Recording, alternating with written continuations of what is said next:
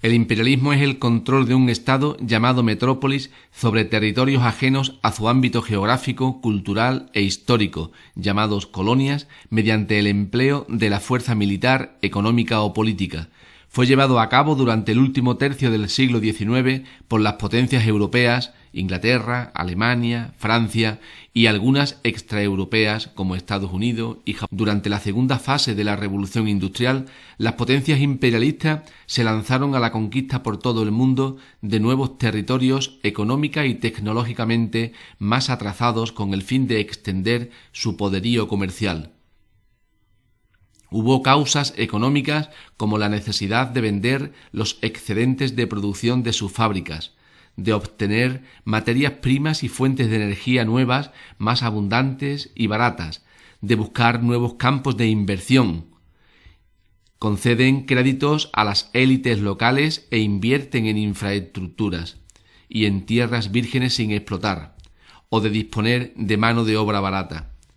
También hubo causas demográficas entre las que podría destacarse la necesidad de colocar el excedente de población para evitar problemas sociales, y causas políticas como la necesidad de ocupar posiciones estratégicas en determinadas rutas y territorios y de ampliar las zonas de influencia para aumentar el prestigio internacional y el orgullo nacional.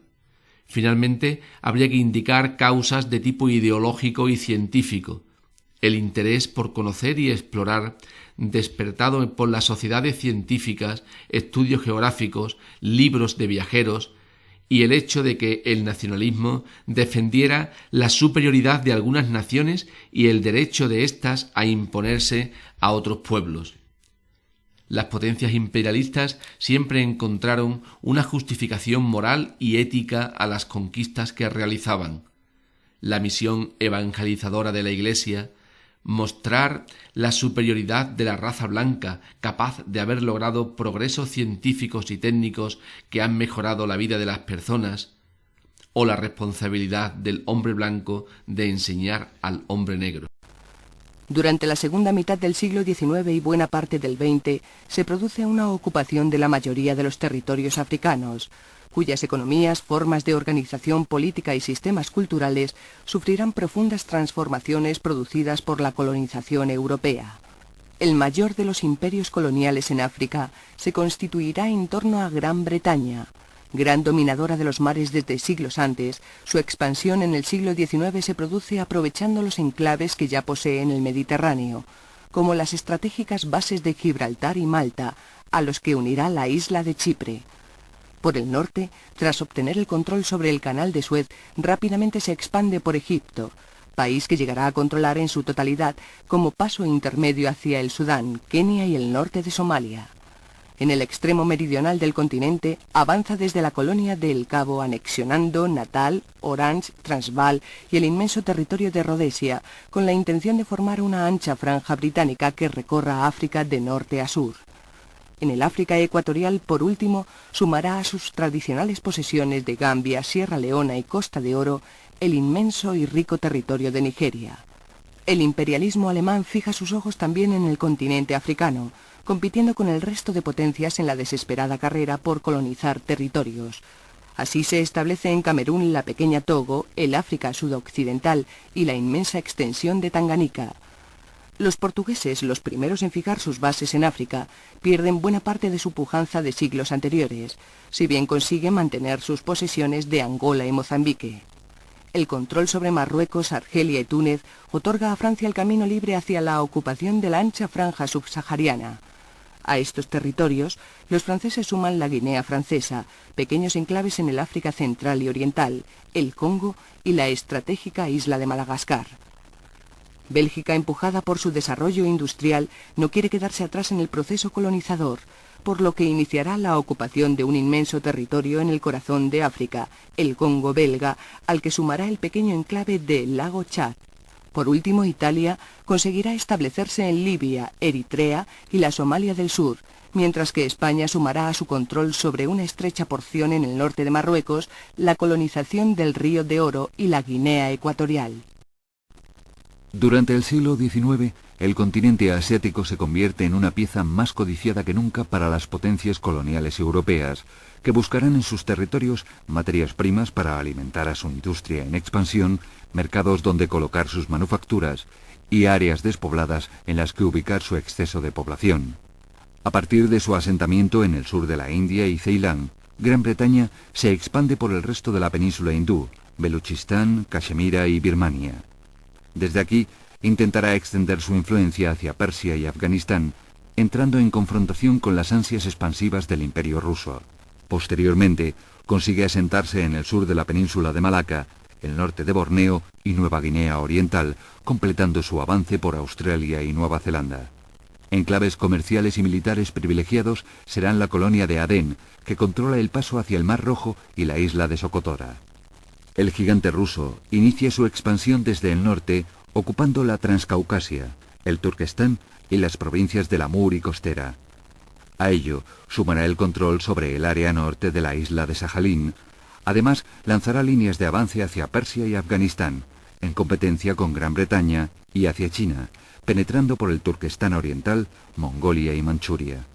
El imperialismo japonés le hace extenderse hacia el norte, ocupando el sur de la isla de Sajalín y las Kuriles, hacia el oeste, con su dominio sobre la península coreana, con lo que intentará penetrar en China, y hacia el sur, donde colonizará la estratégica isla de Formosa. Francia, por su parte, establece su dominio colonial en Indochina, lo que le hará entrar en confrontación con el reino de Siam. Frente a estos grandes imperios en expansión, otros pugnan por no ver reducido territorio. Así, el gigantesco imperio chino, codiciado por su inmenso potencial comercial, que ve amenazado su aislamiento por las penetraciones citadas y por las bases europeas en Macao y Hong Kong. Por otro lado, se mantiene el imperio holandés en Indonesia, el dominio español sobre el archipiélago filipino y el imperio turco extendido por la península de Anatolia y las costas oriental y occidental de la península arábiga.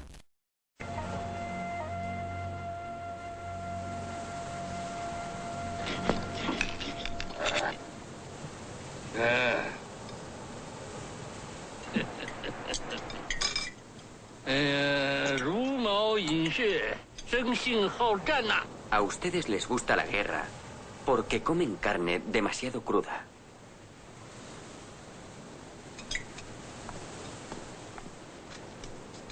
Tengo entendido que la cocina china no tiene parangón en todo el mundo. No diré lo mismo de sus cañones. Si hubiesen aplicado tan solo un poco de sus conocimientos culinarios a la fabricación de cañones, seríamos nosotros quienes hoy pediríamos una tregua.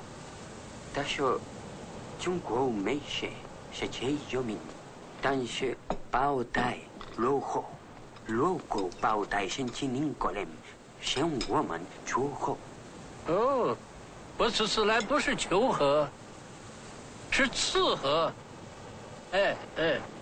赐和，赐和。 No he venido a pedir una tregua, sino a conceder una tregua.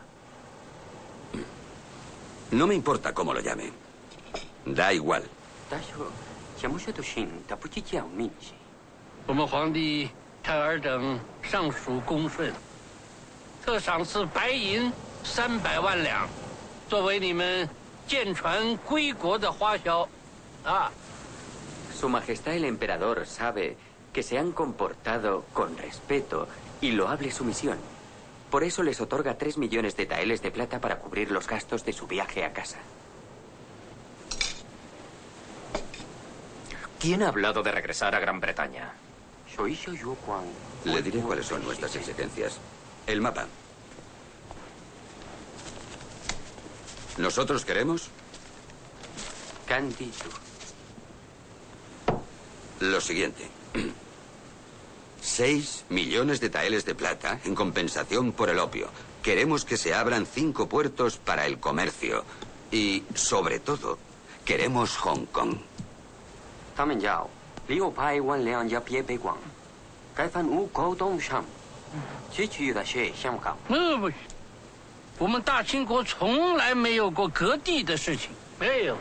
Nuestra dinastía Qin jamás ha cedido parte de su territorio.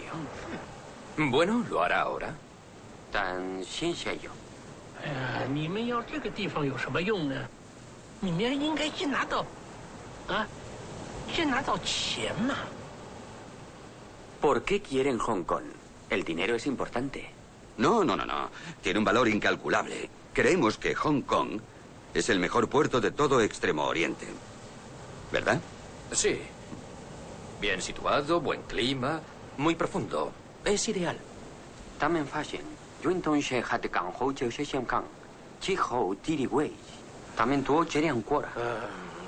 No lo pedimos.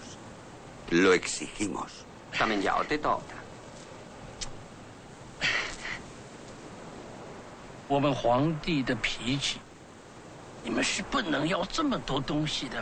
Oiga, debo advertirle que si no accede a nuestras condiciones, atacaremos Cantón inmediatamente.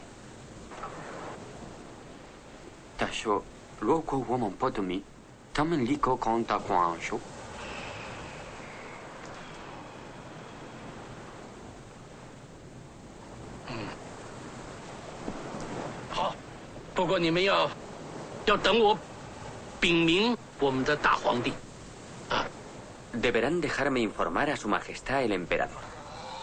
En 1867, Mutsuhito accede al trono imperial del Japón. Con ello da comienzo la era Meiji, caracterizada por la modernización del país y su conversión en una potencia imperialista. En 1874, Japón se anexiona a las islas Ryukyu. Un año más tarde, hará lo mismo con las Islas Kuriles y las Bonin. Tras la Primera Guerra con China, entre 1894 y 1895, obtiene Formosa.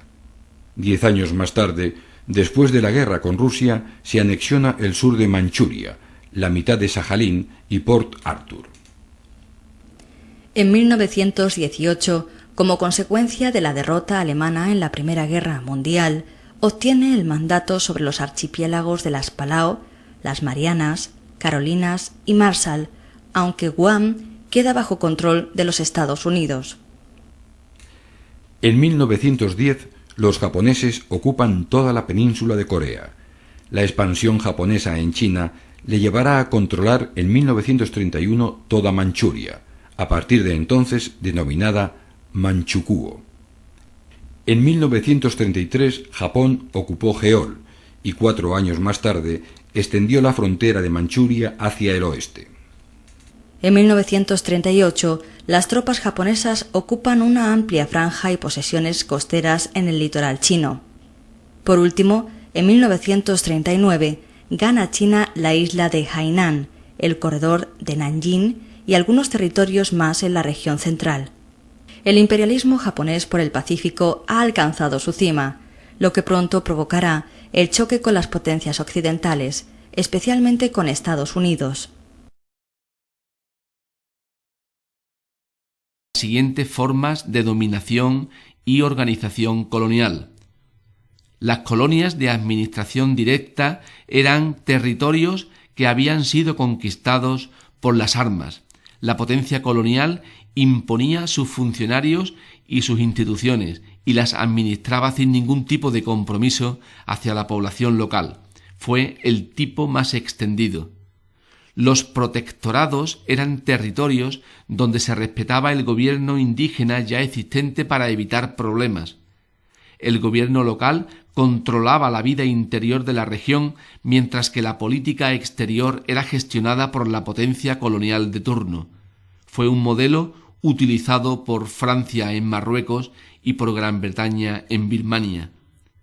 Los dominios eran colonias con una población blanca mayoritaria, motivo por el que la metrópolis le otorgaba un amplio autogobierno para gestionar sus propios asuntos, pero siempre limitado por un gobernador nombrado por la reina.